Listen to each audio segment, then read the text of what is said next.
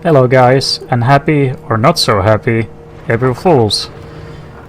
I already fooled myself today, and I'm gonna hate Tume forever for it. But anyway, it's a pure coincidence that on this day we're doing Test Drive Tuesday, because it is Tuesday today. And we've had quite a few cars being added to GT7 since the last edition of Test Drive Tuesday, which was like half a year ago. And they include, but not limited to, 205 GTI, both the EF and EG Civics.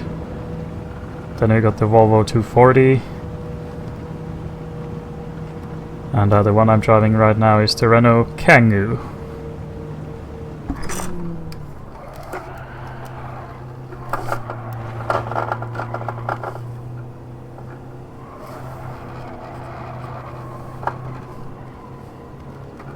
Trying to carry the maximum speed here.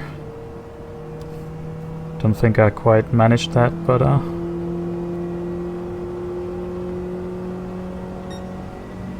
yeah, 1.5 tenths off, but that's fine.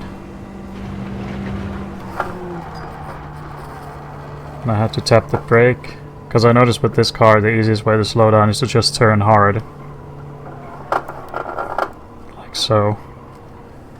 But after that turn we had to tap the brake, just too much speed going in.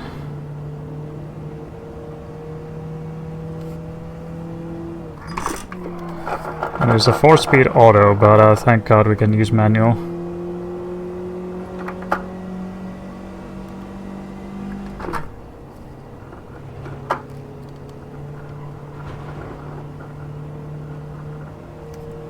And this car is unique for the series because this has pretty much tied with the Bibosta Bertone Abarth 1500 for the HP figure, a little over 70.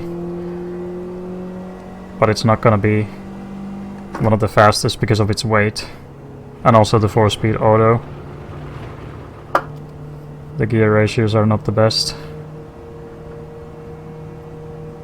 So it's this car's weight that's weighing it down, just over 1,000 kilo. But the K cars are dominating the show. They have a little bit less horsepower, but they weigh so much less, so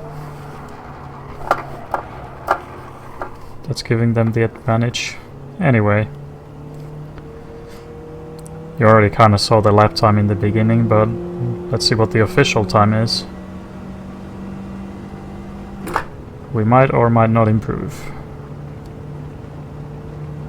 Ah, no, we did. Okay. 2:38.6. That's not bad. So it puts us in 9th position. Just ahead of the Sports 800, but of course we don't know how these cars would perform today, since we had the physics update. But either way, over a second to the next car, which is the Mini Cooper, so I don't think this would change at all. Might be slower, but it might still be ahead of the Kangoo. And yeah, I don't know if I'll actually retest any of these, but I'm kind of curious to try the Cappuccino because it's 2 seconds faster than the Beat, the next fastest K car. I'm kind of curious on how it stacks up today, but yeah. Been pretty much like half a year since the last edition. But this is only one of the cars we'll be testing. The other one is a Unimog. 29 horsepower, and it weighs a ton. Well, actually 2 tons. And although it has 6 gears, it won't do us any favors whatsoever. And this is gonna be amazing. You'll see. I'll just move the camera down so you can see the dash.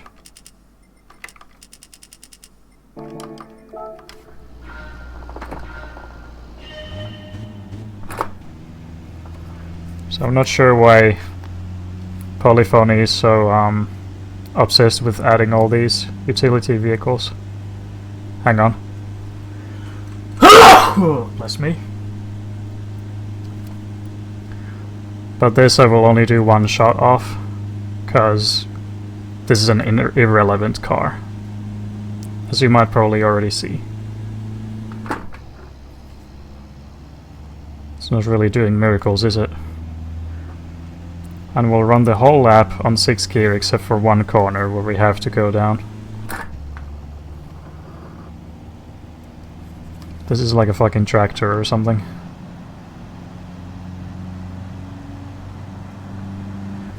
Huge car, very little horsepower. And as I said, it weighs a ton and then some.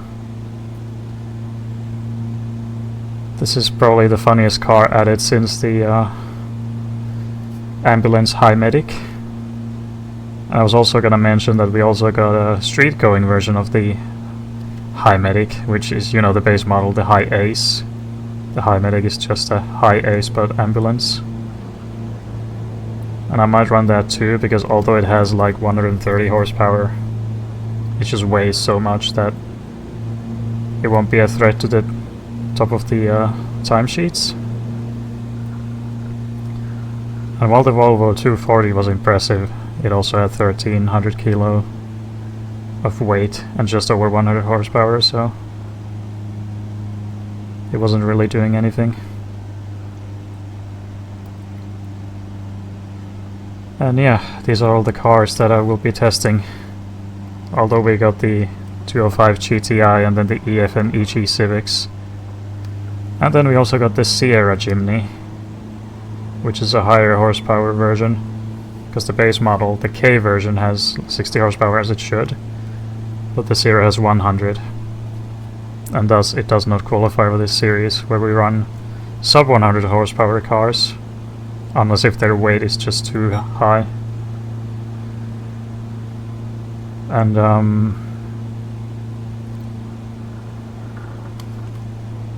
technically the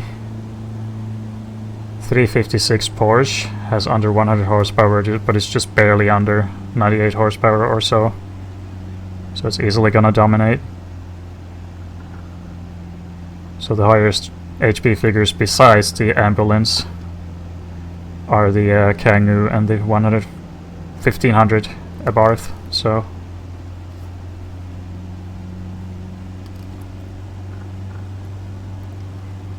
and it looks like we're cruising, but we're actually going full throttle, so, you know. Car's just lazy. So I have to go down for 5th gear in this hairpin. And we have a long uphill coming up, so that's the main reason, not really the turn itself, but... well, the turn itself is also already a climb. So that's what we have to go 5th gear for. Take the widest line possible so we keep all the momentum we can.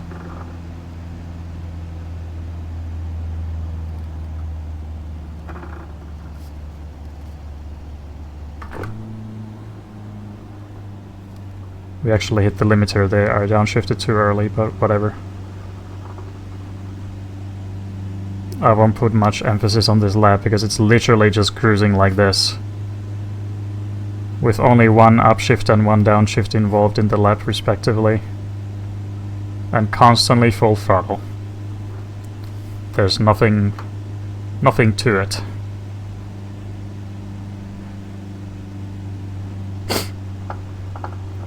Not much to say here, really. But until they add more shitboxes with under 100 horsepower, this series will be on a hiatus once again, as it has been ever since last year.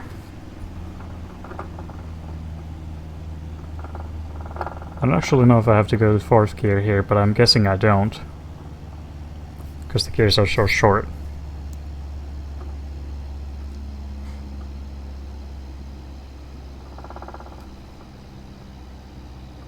Let's give it a shot. Okay, I barely avoided hitting the red line, which is at 5 or 6k, sorry. I could have stayed in 5th, but I was curious. And the only improvement we can do to this lap is the later downshift when entering the uphill.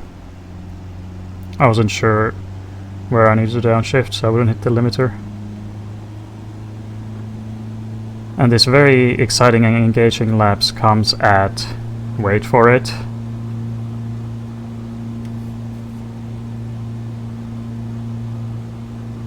4:31. It's probably not hard to imagine that it's gonna be the last on the list. There you go. I go and see the ranking board. And what used to be the slowest car, the Fiat 500F, is now only the second slowest.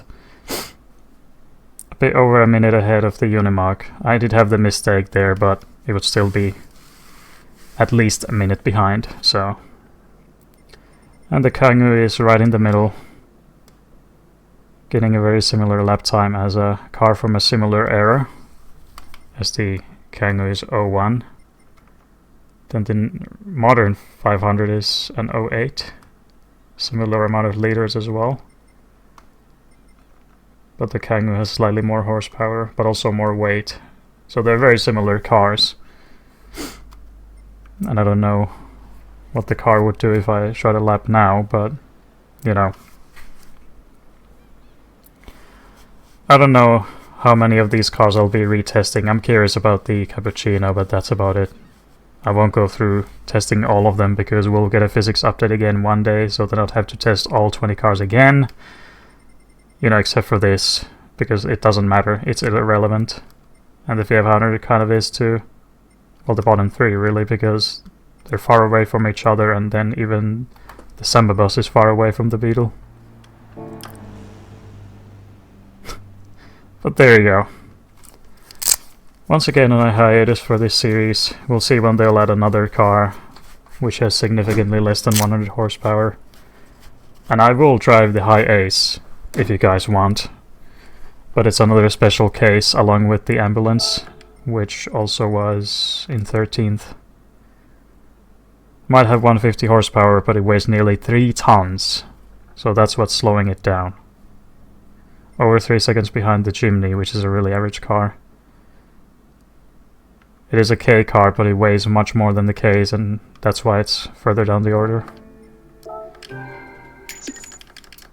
Anyway, I'll go chill, suffer the rest of this day, and I'll see you guys later.